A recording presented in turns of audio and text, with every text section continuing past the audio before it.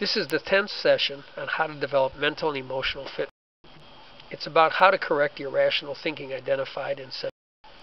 It basically amounts to applying the scientific method to your own thoughts and comments and those of others. We teach the scientific method in classrooms all around the country, but we neglect to teach people to apply it to their everyday life. Every thought you have or comment you make is basically your personal theory or hypothesis about the way you, others, or life is or should be. For example, let's take a common demand of others from young people. People can't tell me what to do. Does the evidence of everyday life, meaning your everyday observations, support that theory or hypothesis, or does it instead refute it? We all have many people throughout our lives who do tell us what to do. We don't have to do what they tell us to do, but they can and do often tell us what to do. And as long as someone continues to cling to this theory or hypothesis, the difference between their expectations and realities will continue to be great, and they'll continue to upset themselves needlessly. Does the evidence possibly suggest a better alternative theory or hypothesis? For example, people not only can tell me what to do, but they can think, feel, say, and do whatever they want to. I don't have to do what they tell me to do, but they can and often will tell me what to do. The closer your theories and hypotheses about the way you, others, and life are or should be match reality, the better mental health you'll enjoy. The greater the gap becomes between your theories and hypotheses and reality, the poorer mental health you enjoy. Another helpful theory or hypothesis is no one has to do anything. You have a right to want whatever you want, including for others to do what you want, but they don't have to do anything, and neither do you.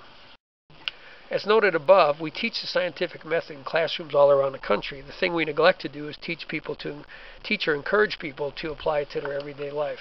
The good news is it wouldn't take any new teachers, classes, or funds to start doing that. We could start.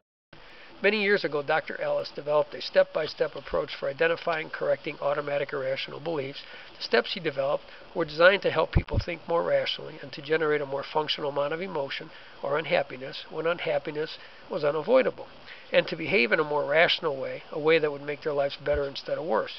Another way of saying that is that these steps were designed to help someone get into the best possible cognitive and emotional place to allow them to make the best possible behavioral or lifestyle choices for themselves and others around them.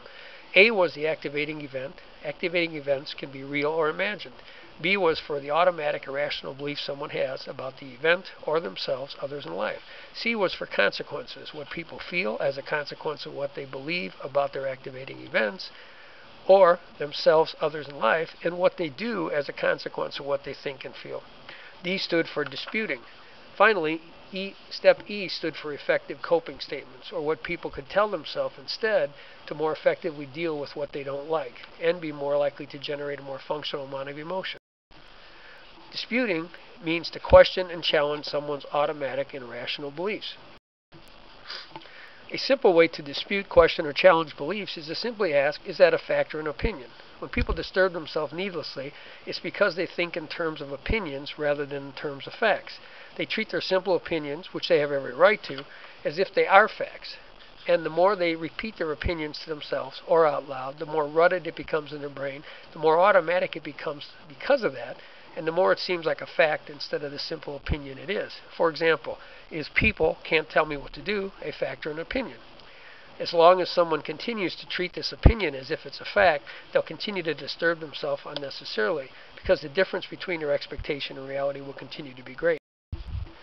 Demands often come in the form of a question. For example, how dare they do that? Or how could they act like that? Or how could I have missed that? Or done something like that? The implied demand in the first two questions is that others should not, can't, and must not do what they do or act the way they are. The implied demand in the third question is that you can't make any mistakes. In other words, that you must be perfect and do everything perfectly all the time. The simple answer to all three questions is easily. How dare someone do that? Easily. How could someone act the way they do? Easily. How could you have missed something? Easily. It doesn't take a lot of energy, effort, or thought for others to act in ways we disapprove of. They can do it easily. And no matter how conscientious we try to be, it's easy to miss something or make a mistake. It's part of being human. If you teach yourself to respond to such questions with easily, you'll probably find yourself smiling instead of getting angry. Smiling at the silliness of thinking that others can't be the way they are or do what they do, and that you have to be perfect all the time. Now let's look at other ways to dispute, challenge, or question demands. Here's the diagram we showed earlier. Working from this diagram, here are some simple ways to dispute. For example, if someone were to say, I need that, we could ask some simple and direct questions. For example, why do you need that? Do you need that like you need air, water, and food? You'd die if you didn't get air, water, and food. Are you going to die if you don't get that? Do you need that or just want it, prefer, or desire it? Do you need it or would you just like it? When first asked such questions, people often respond with because, and then proceed to give all manner of reasons why they need something instead of just want it. Anything they say after the because is the wrong. The answers to these questions are, you don't need that. You don't need that like you need air, water, and food. You would die if you didn't get air, water, and food, but you're not going to die if you don't get that. You don't need it, you just want it. You don't need it, you just like it. And that's okay, and you're right as a human being. Suppose you thought or said, they have to do what I tell them to. Some simple but direct questions or disputes would be, why does someone have to do what you tell them to? They have to, or you just want them to? They have to, or you just like them? The answers to such questions are, they don't have to. They don't have to, you just want them to. They don't have to, you just like them to. And finally, they don't have to do anything, and neither do you. Suppose you thought or said something like, they can't do that. The simple questions or disputes would be, why can't they do that? They can't, or you just don't want them to. They can't, or you just don't like them. The answers are, they can do that. They can, you just don't want them to. They can, you just don't like when they do.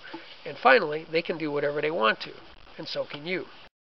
With practice and rehearsal, posing such questions and responding with such answers would hopefully become like spell check or grammar check on your computer. They'd be automatic. Doing it would be automatic. When you dispute the demands of others, you can affirm their preference before you. For example, I can understand why you'd want that, and I agree that it would be nice to have that. But why do you need that? You need that or would just like it? You're basically telling someone it's okay to want whatever he wants, or to like or dislike whatever he wants to. But the mistake he made was to start telling himself he needed it, it was a necessity, and then to start demanding it from others, or himself, or another way to correct irrational demands is to practice rewriting them as the wants, preference, desires that they started out as. Remember, the original problem, according to Dr. Ellis, is that people take something they simply want, prefer, or desire, which they have every right to do as a human being, and start to think they need it, it's a necessity, and then start to demand it. They start to use words like need to, have to, can't, should, shouldn't in constructing their thoughts or when they make comments. Correcting irrational thinking in this way simply involves reversing this process. For example, take the demand, they have to do what I tell them to. You could rewrite it as, I'd like them to do what I tell them to, I want them to do what I tell them to, or the other ways. Of course, just because you want something or would like it doesn't mean you'll get it. That's not the way life works. So it would help to attach some effective coping statements to your want, preference, and desire. For example, I'd like them to do that, but no one has to do anything. They can do whatever they want. If the demand was, they can't do that to me, you could write it as, I don't want people to do that to me. I don't like when people do that to me, or any of the other ones listed here. And once again, there's no guarantee they won't do what you don't like, so it would help to attach some effective coping statement to your want, preference, or desire. For example, they can do whatever they want, and the only person I control is me.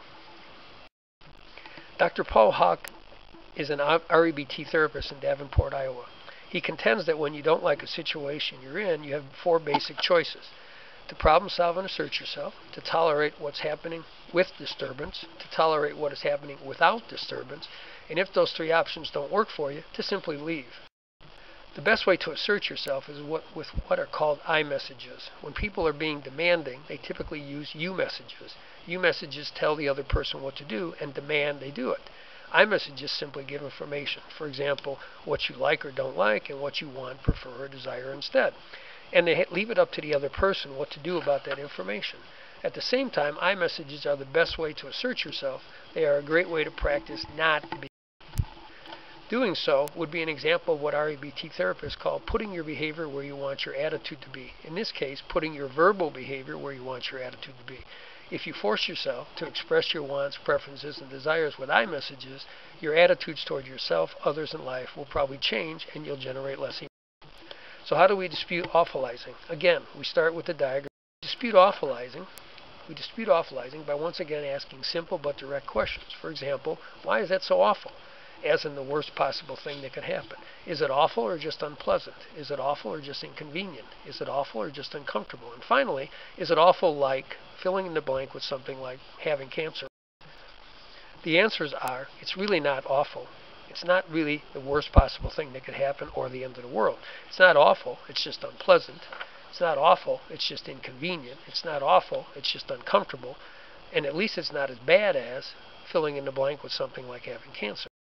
Another strategy is to ask someone if they would trade places with someone else. For example, would you trade places with that person who had cancer? Would you let them have all your day-to-day problems in return for you taking their cancer in trade? Of course not. Would that person be willing to trade places with you? They give you their cancer in return for taking all your day-to-day problems. You betcha, they sure would. If they'd be more than happy to trade places with you, but you wouldn't want to take on their cancer to avoid having to deal with your daily problems or troubles, then why is what's happening to you so awful? The answer is it's not. It's just unpleasant, inconvenient, and uncomfortable to some. So how do we dispute I can't stand that itis? Again, we work from the diagram we showed earlier. First, we simply ask, why can't you stand it? Then, you can't stand it or just don't like it. And finally, are you going to die or go crazy if that happens? The answers to these questions are, I can stand it. I can stand it, I just don't like it. And that's okay, and you're right as a human being. That's rule number 5. Finally, I'm not going to die or go crazy if that happens. It happened before, and I didn't. I've survived it before and will again. Finally, how do you dispute label and damning? Again, we work from the diagram shown earlier. Why is someone stupid, or whatever else you call them, just because they did what they did? Are they stupid, or did they just do a stupid thing? Are they stupid, or did they just do something you didn't like? Finally, are they stupid, or are they just a fallible human being like everyone? The answers are, they're not stupid just because they did that. Smart people can do a lot of stupid things. They're not stupid, they just did a stupid thing. They're not stupid, they just did something you didn't like. And finally, they're not stupid, they're just a fallible human being like everyone else. You can read more about correcting irrational thinking at www.itsjustanevent.com. Or you can read about correcting irrational thinking in the book entitled It's Just an Event, It's Your Choice How You Want to Feel by Ray Mathis. That book is available at Amazon.com, itsjustanevent.com, and PublisHamerica.com online bookstore.